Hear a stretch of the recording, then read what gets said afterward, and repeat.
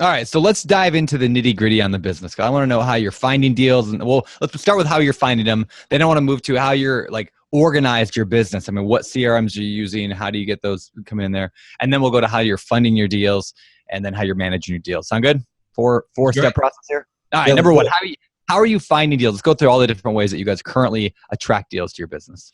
You know, the first thing I've got to tell you is that good deals are created, not found, right? Ooh, look at that. This guy's been listening.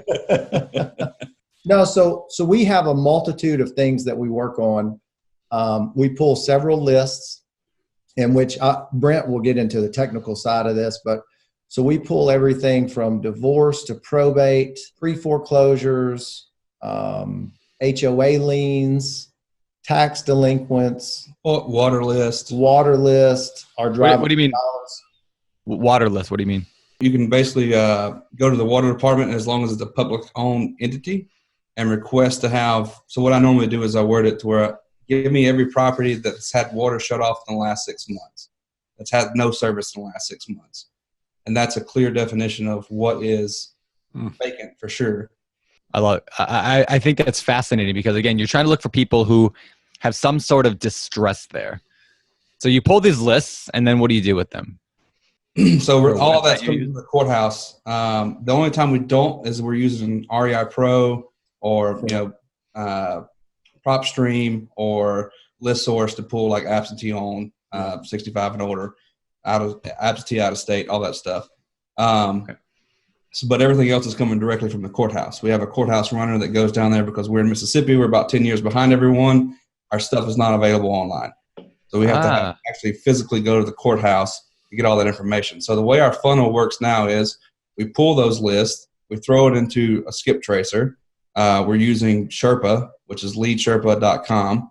And then that skip traces everything, removes all litigators, potential litigators, and everyone from the DNC list.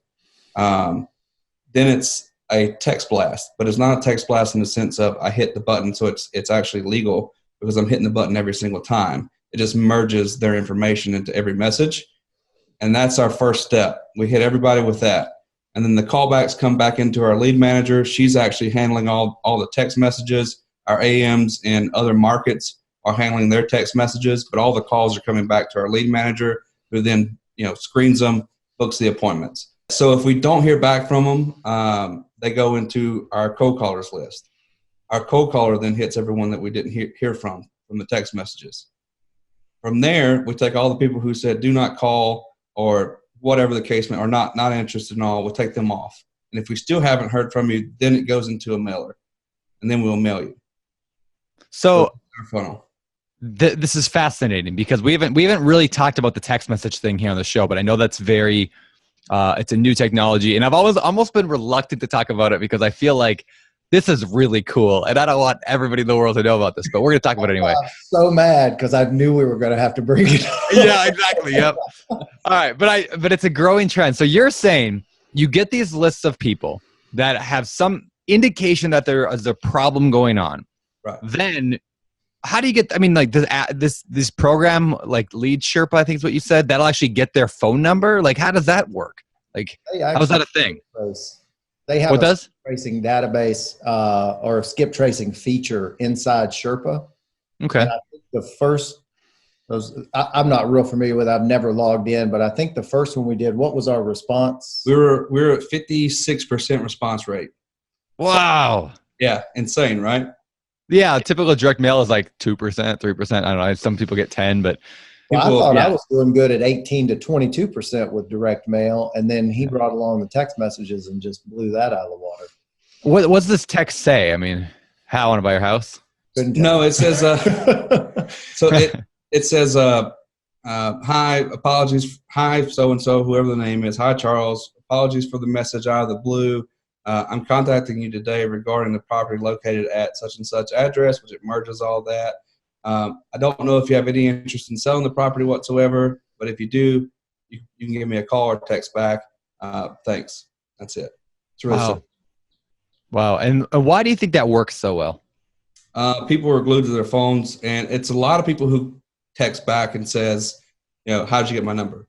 Yeah. What's great about Sherpa is that it has if you go over to the left-hand side, it basically has a little dashboard where you can just automatic reply, and it has features. So like it says, how'd you get my number? And it already has automatic response. So just click on that and it sends it, which basically says, we use a software that matches public records that we pull from the courthouse to match numbers to people. Do people get upset about that? Sometimes. I mean, it's very rarely that they get too upset. They just want to know. Like it's kind of strange for them to get a random text message out of the blue, which is why we lead with, hey, this is out of the blue. I apologize. We're very apologetic up front, and people tend to kind of take that tone a little bit better than just saying, hey, just noticed your property at this. Are you interested in selling? Call me back.